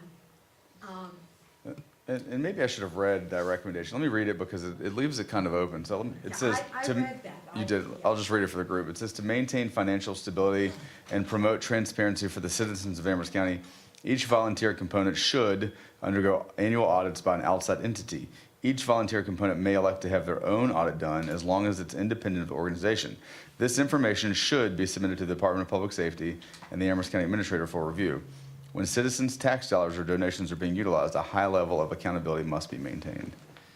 And I think Ms. Gooden is absolutely correct. What the agreement was is that if you had an outside accounting firm doing your books, your finances, then there was not a separate audit required. All that was required is that you submit your end-of-year statements to the county along with your department budget for review, or their files. Now, if you're doing your books in-house, I don't know if anybody's doing that, but if you're doing your books in-house, the audit's a different story. I don't see any reason changing from that policy. Because you have an outside accounting firm doing the books. So Manelson Fire and Rescue, we have a treasurer. She takes care of everything, but we have an audit done by an independent firm every year. And then we always turn in to public safety. And I think that's perfectly acceptable, if that's the way you want We to do split the it. cost. It's $5,000-6,000. So we split the cost of it. I think the difference is an accounting firm's not cheap, Right. right? Right. So you're either spending the money here or there, but you know, if they choose to do their books in-house, that's fine, but they have the audit done. Right. So if you have an outside accounting firm doing them, Okay, okay. And then Padler? We have our books audited. Oh, it's, okay. Now, what about this recommendation of turning it into public safety director? Is that happening by everyone? We do it every year because we were told years ago we wouldn't get our operating money until that was turned in. Okay. We turn in with the tax, when do we get the taxes? Mhm. What do you think? Same. Okay. They should get a copy. Okay. All right. Any other questions or concerns about the audit? Okay, moving on. Let's see. We have an annual budget submission. Page 19 also talks about high level of accountability. What about annual budgets and how you guys are preparing those? Let's talk about that.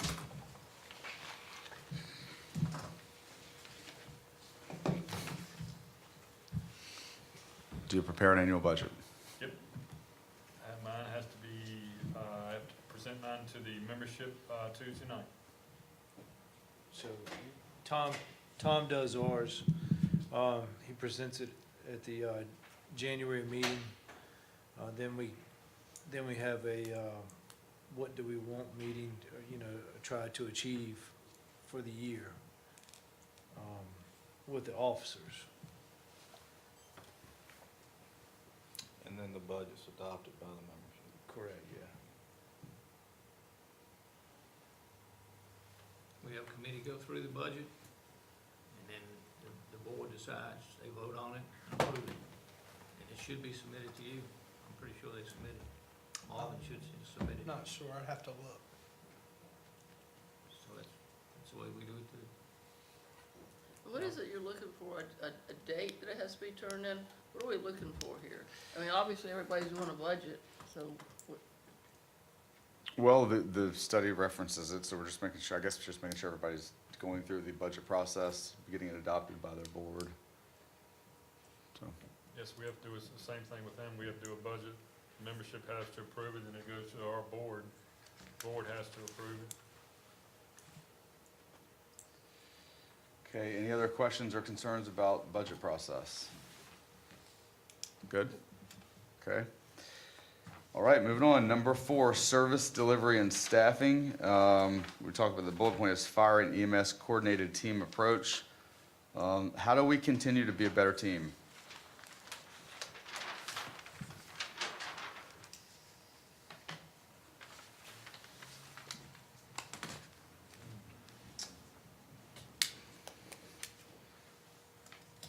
Well, you started with mission and goals, and that's how you started this meeting, mission, goals.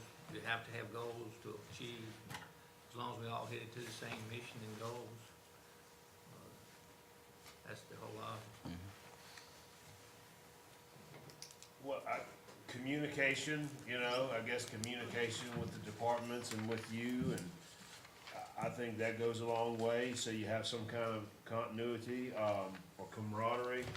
I don't know how much interdepartmental actions you all have, or interactions you all have, but anytime that you can have camaraderie amongst the different people, I think is good.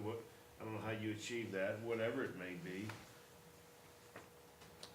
I think one of the good things that just happened recently was the banquet. We all got together all the departments and public safety, and that was really nice.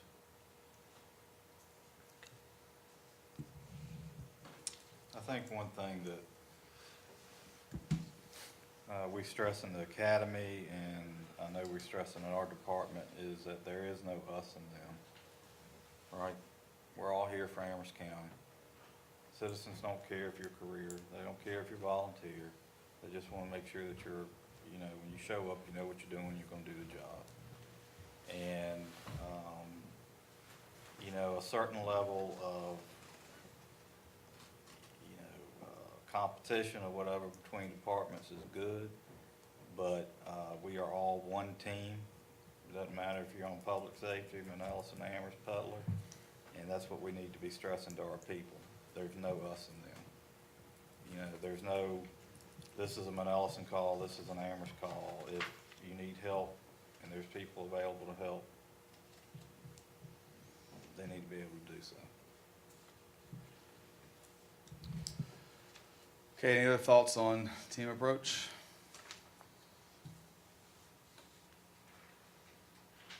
All right. So remember, we amended the agenda. We added a bullet point for Emergency Service Council to talk about how they function, how they work.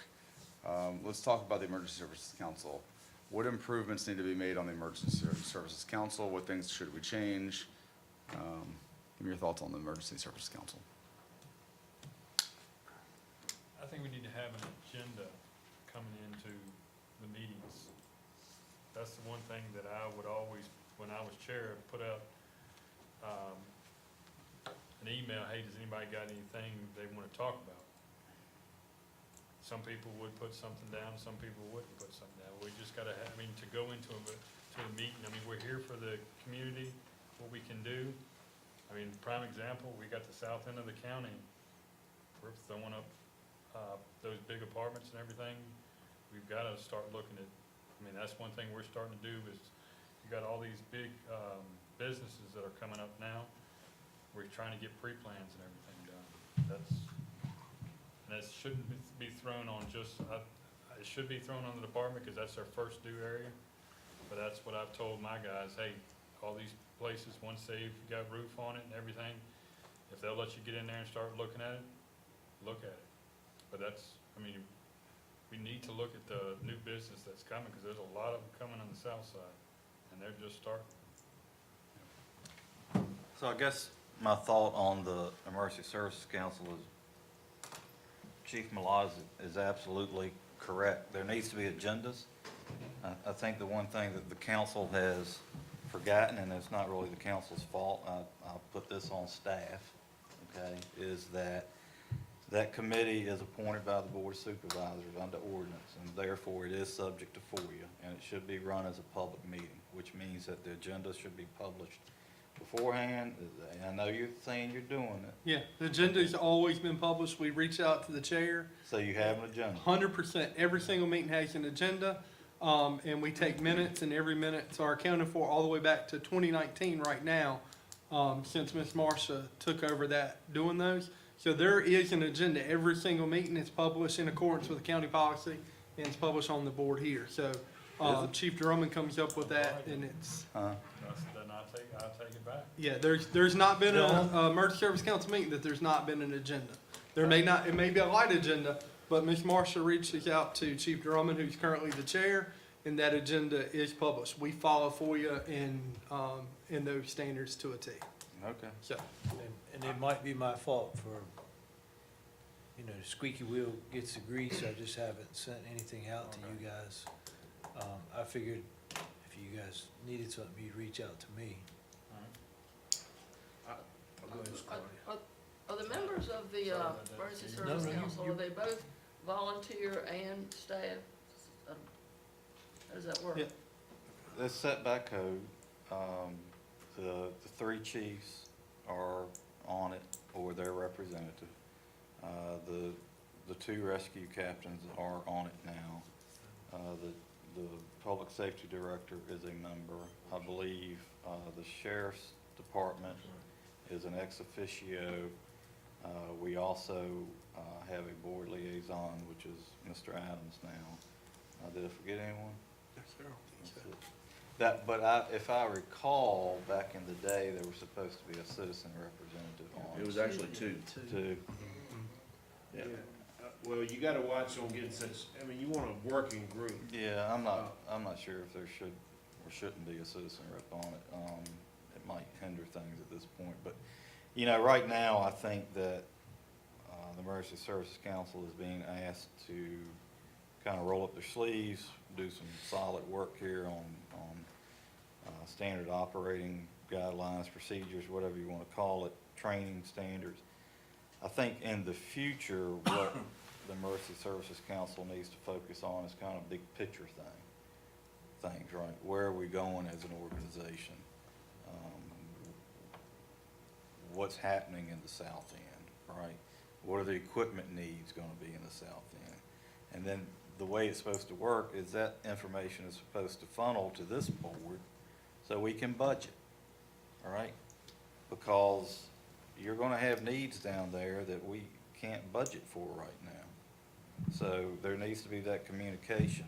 So you need to be looking at the long-term needs of the county for fire and EMS and feeding that information through Brad or whomever back to this board so we can plan accordingly.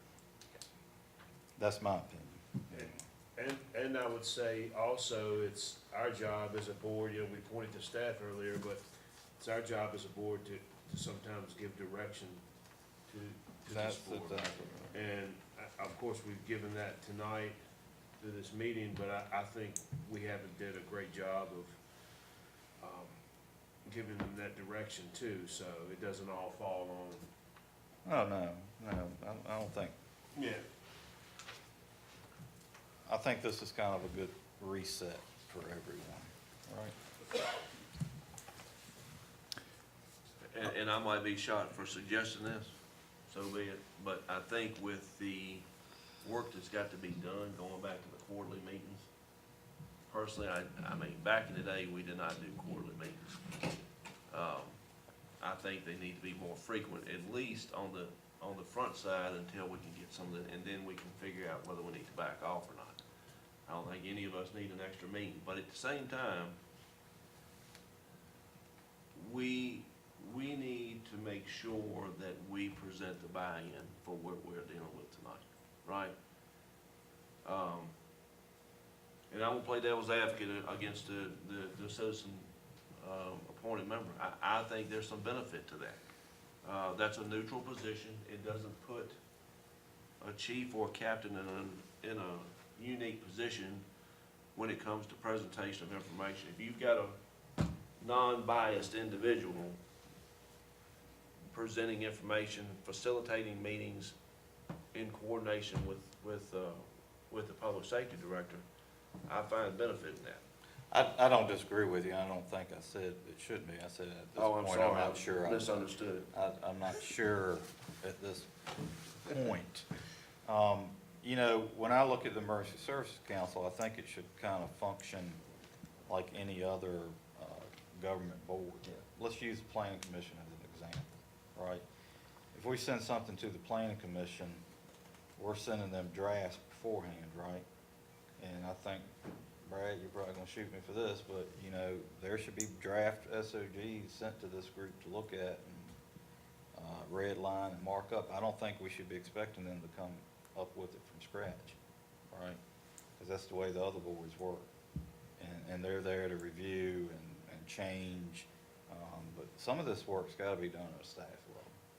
We can't ask them to come here and come up with SOGs from scratch.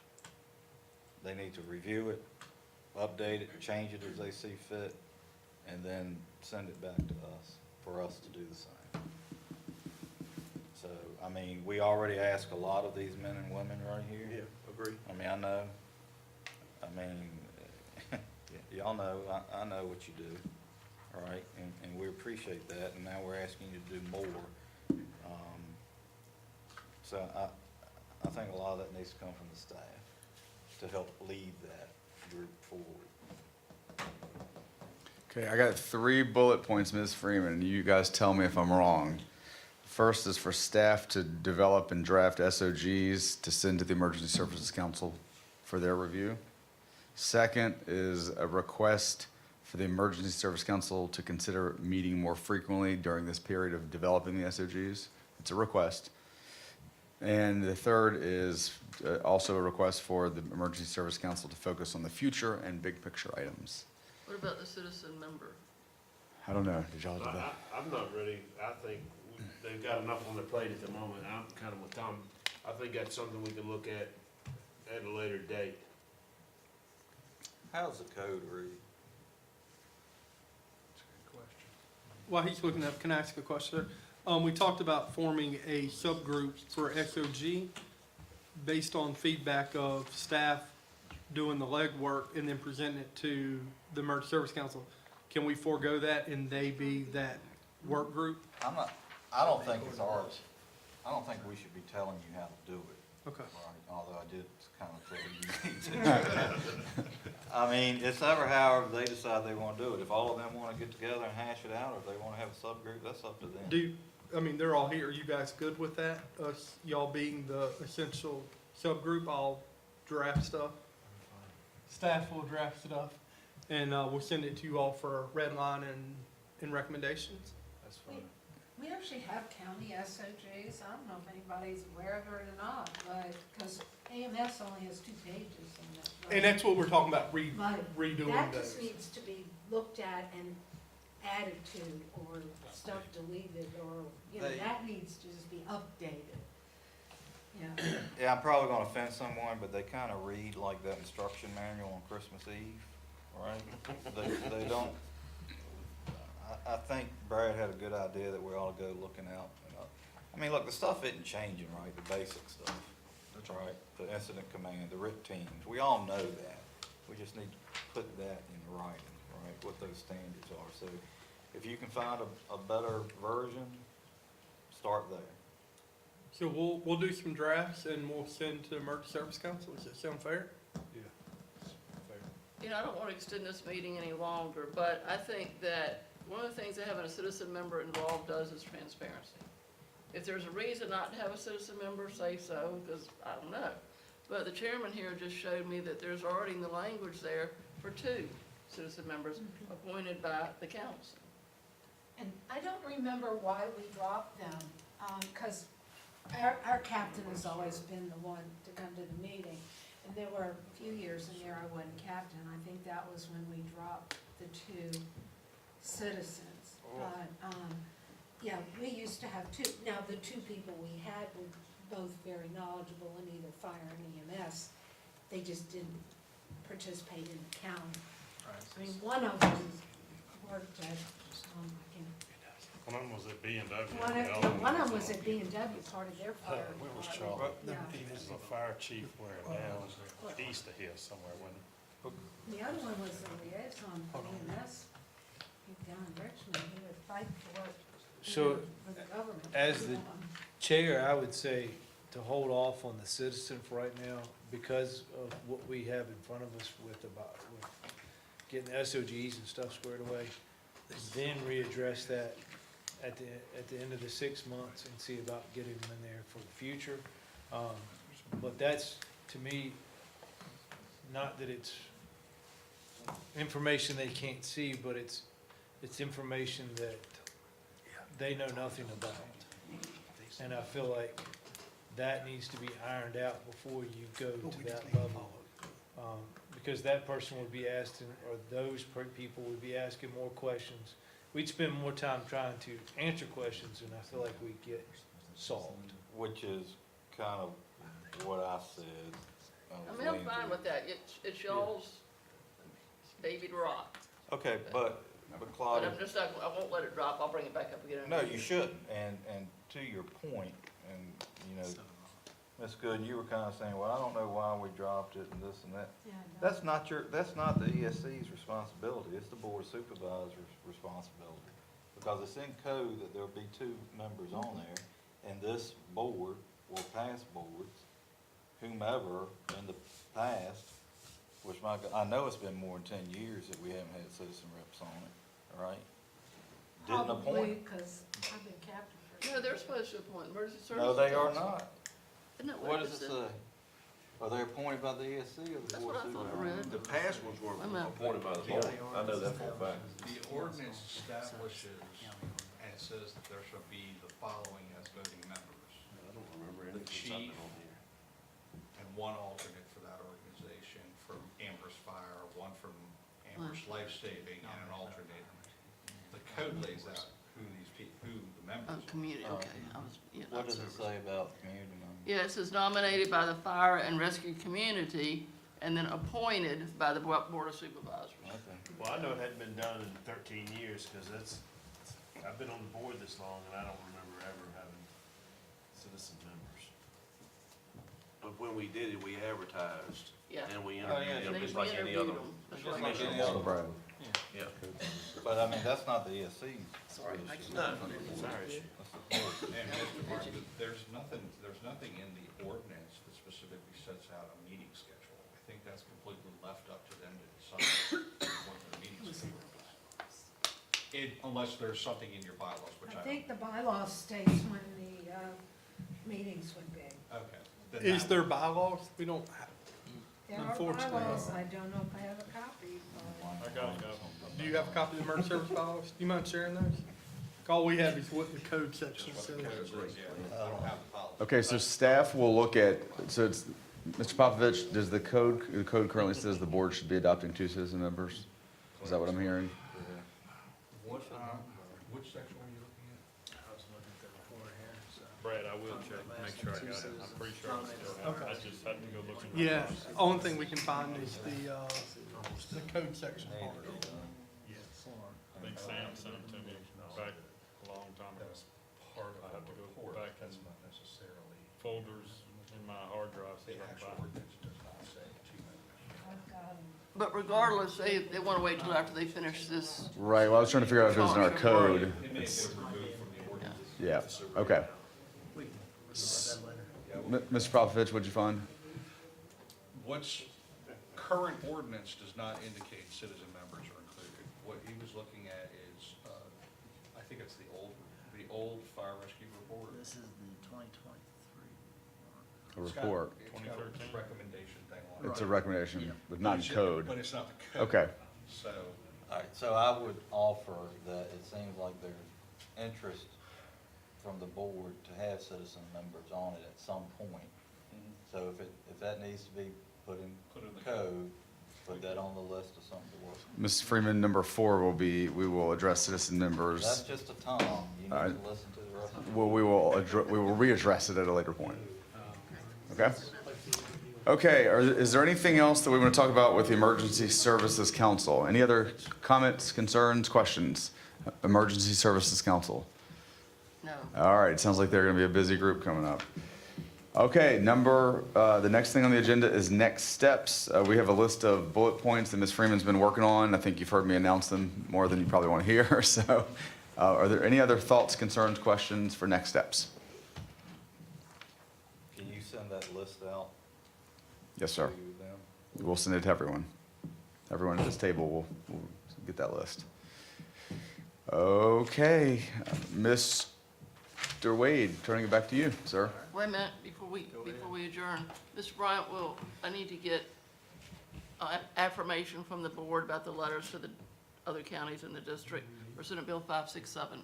Okay, if you want to talk about it, I don't want to talk about it. I sent an email out to everybody. I have not seen it. Can you tell me what it is? The gist of it is Senate Bill 567 that we discussed the other night is still sitting as it was. I've been told that it would carry a lot of weight if other counties in the district I see. sent a similar letter to ours to the member. So we were asking them to. So we would ask Mr. Bryant to reach out to those other county administrators. I'm fine with that. In the district, the region, or anyone we can get to send that, right? Any and all. Yeah. well, I would imagine He from, only carries, keep forgetting that we're on streaming here. He cares passionately about the counties in his district. okay, very good. That's just consensus, right? All right, with that, I'll entertain a motion to adjourn. for the- So moved. Motion to adjourn. All those in favor say aye. Aye. All right. And we're adjourned. Thank you. Thanks, everybody. Thank you all for coming. We appreciate it. Thank you, everyone.